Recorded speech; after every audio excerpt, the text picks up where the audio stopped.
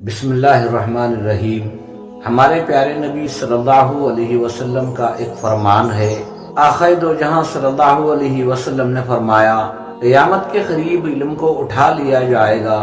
صحابہ اکرام رضی اللہ تعالیٰ علیہ مجمعین نے پوچھا، اے اللہ کے رسول صلی اللہ علیہ وسلم، علم کو اٹھا لیے جانے کا کیا مطلب ہے؟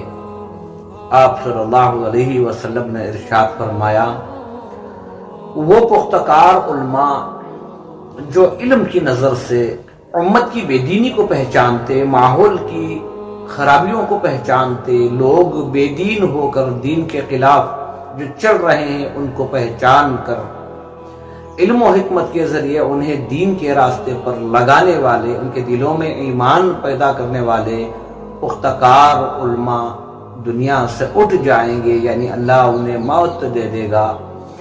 لوگ گمراہ جاہلوں کو اپنا رہبر بنائیں گے، وہ خود بھی گمراہ ہوں گے اور دوسروں کو بھی گمراہ کریں گے۔